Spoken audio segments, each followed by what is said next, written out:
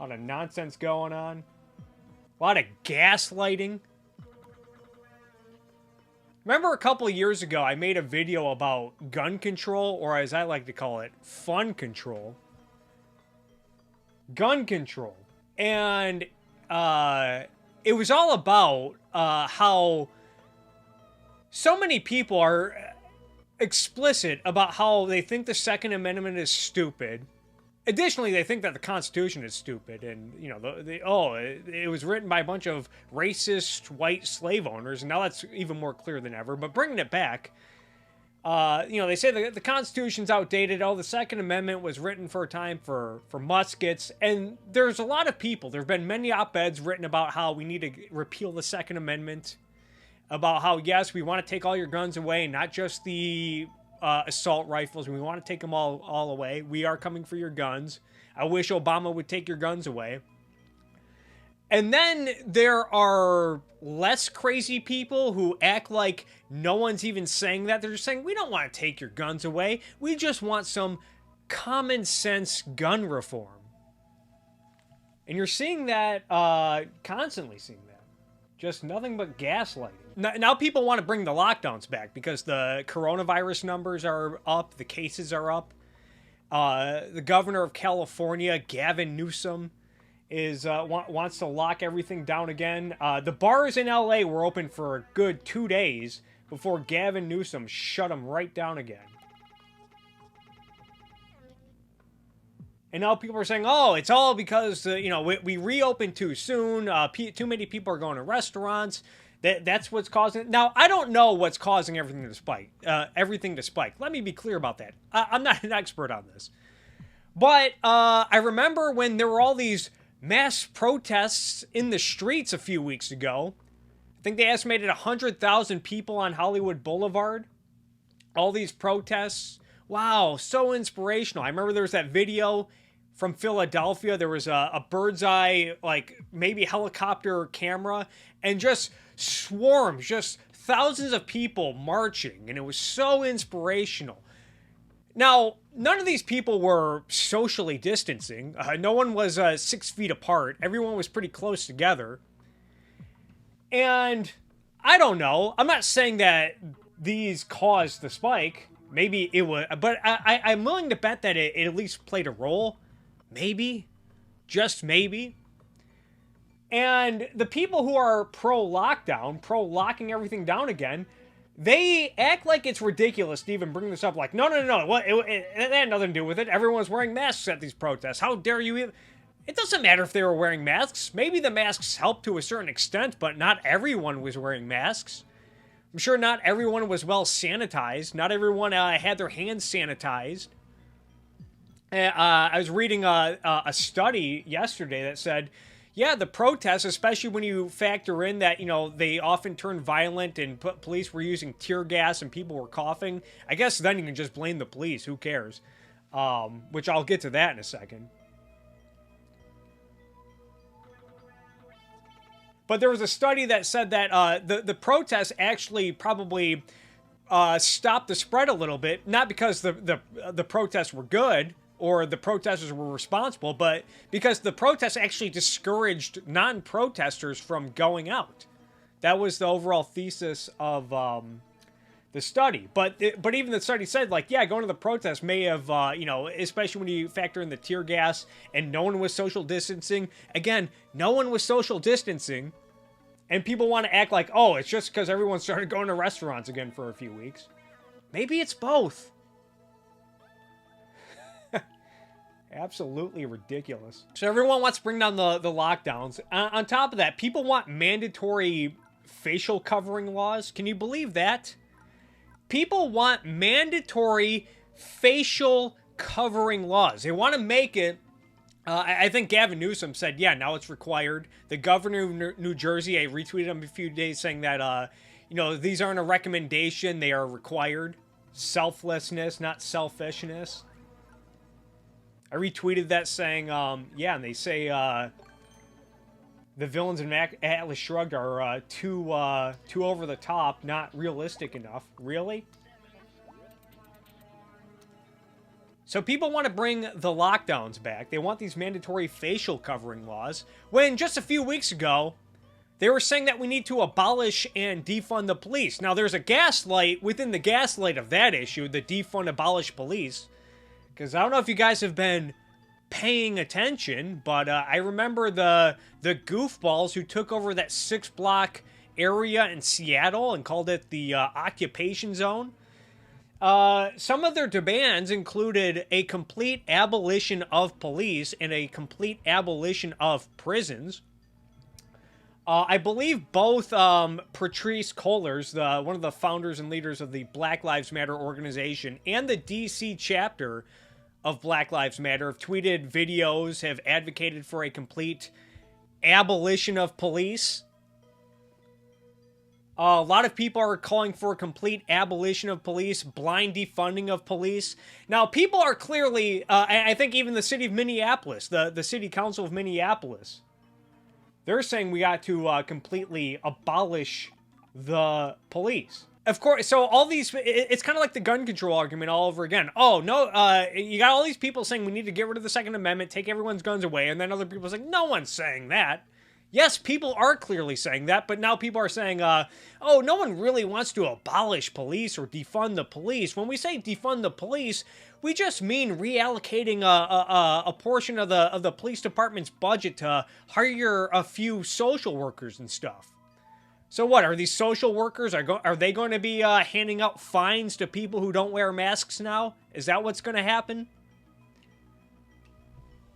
We need to get rid of the police. Also, we need to give the people who enforce laws, we need facial covering laws, thereby giving the police more reasons to pull you over, to stop you on the street, to arrest you, and to hand you tickets.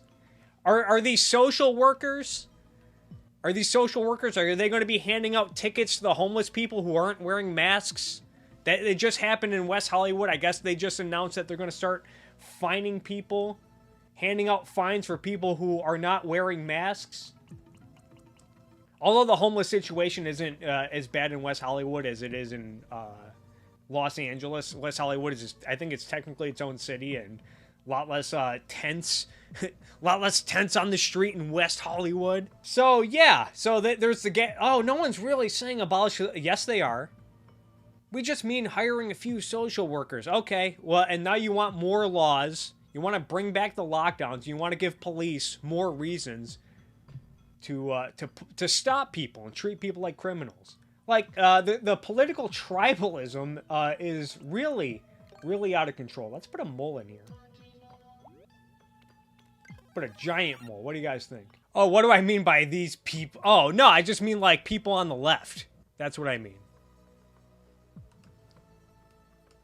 Just political tribalism on the left. A lot of people on the left, they just go along with whatever. They don't think through their contradictions.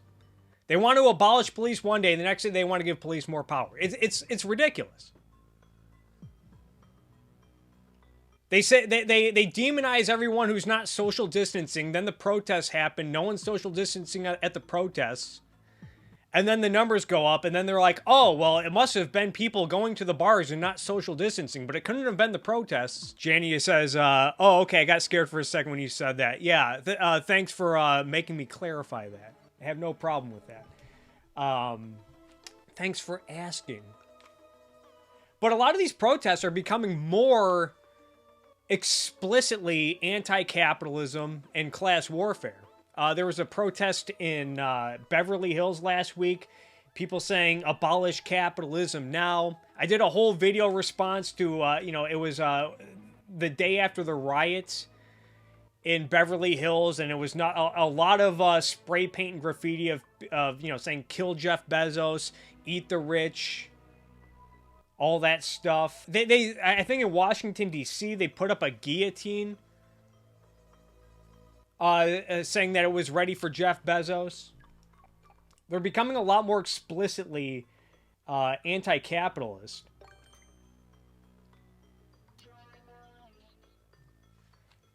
And then this situation happens in St. Louis where the protesters break into a gated community, private property, And this couple, I think they're called the McCloskeys, Mark McCloskey. I've watched him do numerous interviews, and he clarifies the reason why he grabbed his gun and got on his porch was because just a few weeks earlier he was watching on live TV St. Louis get burned to the ground. He said he watched a 7-Eleven start, rioters were smashing in windows, and for 40 minutes it just kept getting worse and worse, and it ultimately led to the death, the murder of David Dorn, and how when he saw the protesters break into his community, which was private property, he said he did not want to wait for them to start smashing in windows.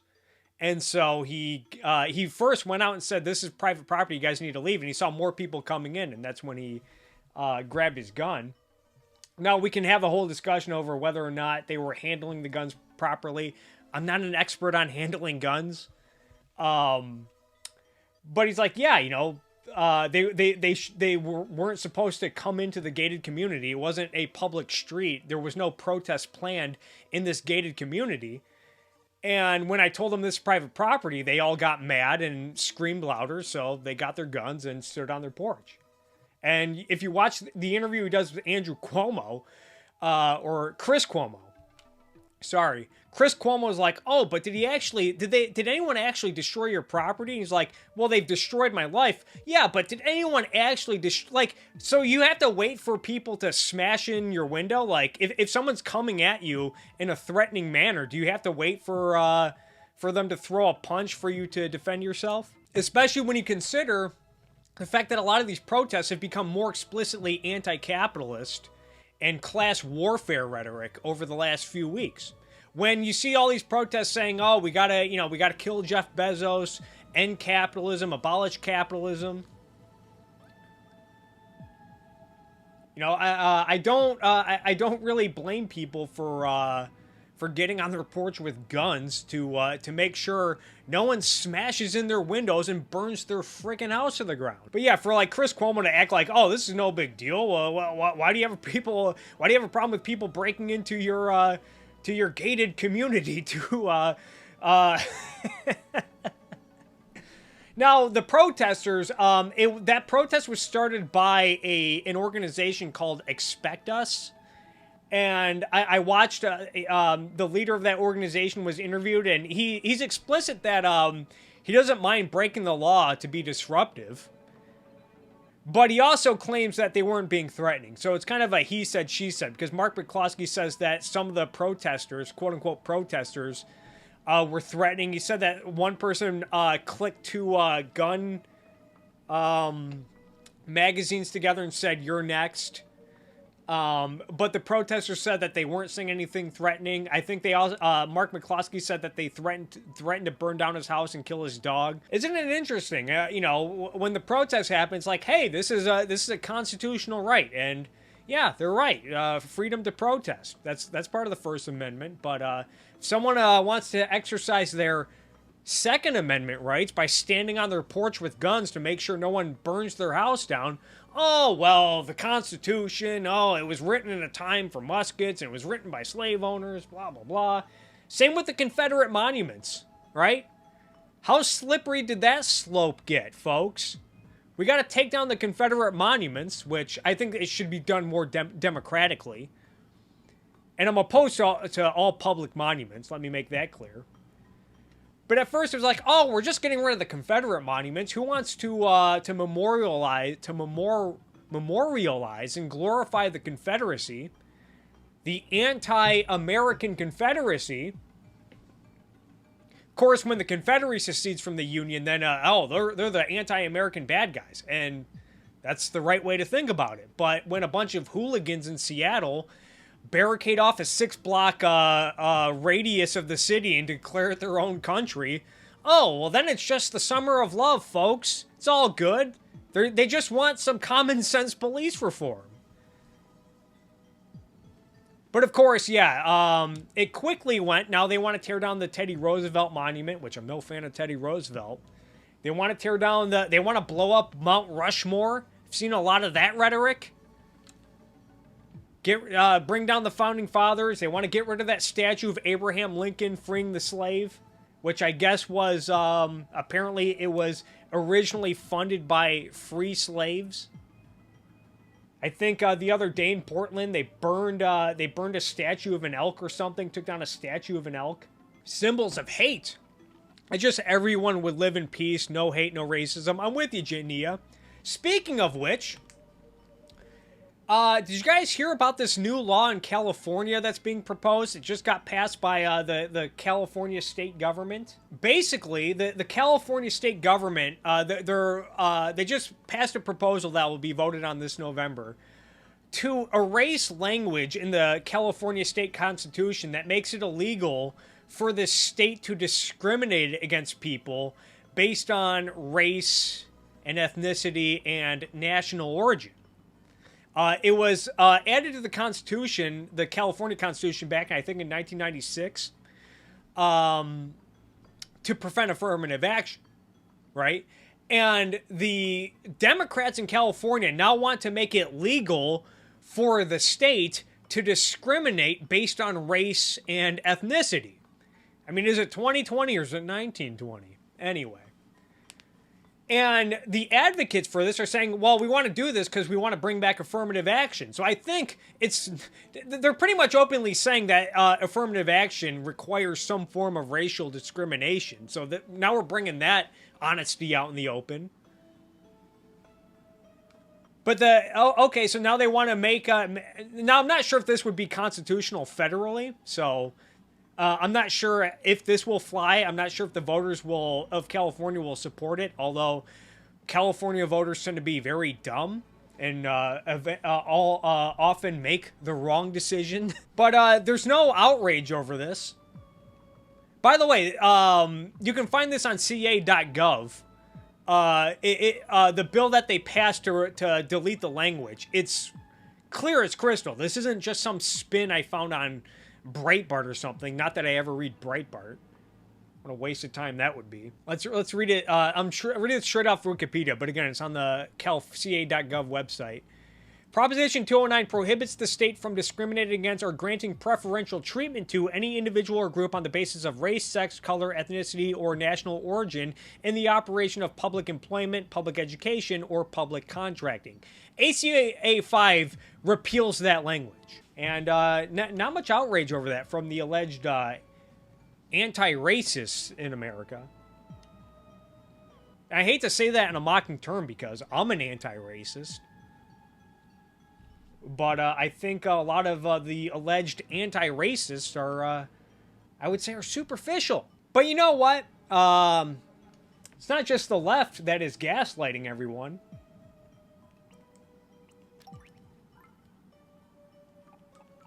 I'll put one of these scary Mecha Koopas in here.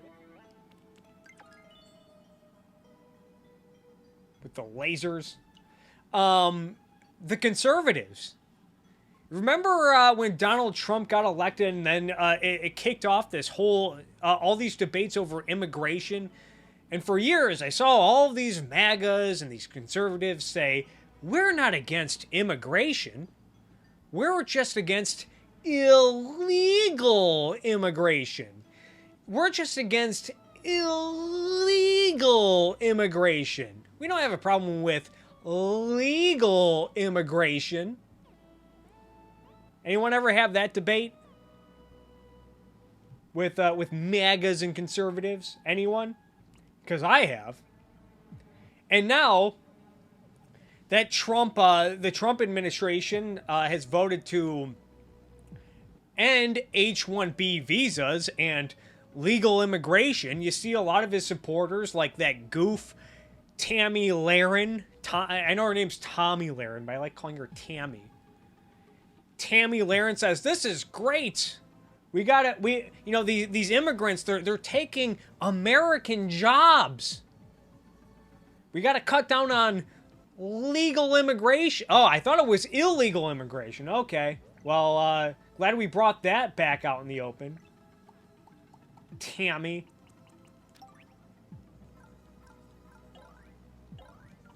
Laren. What kind of power-up should I have in this level? What do you guys think? Oh, and how about these free speech warriors on the so-called American right? How about that?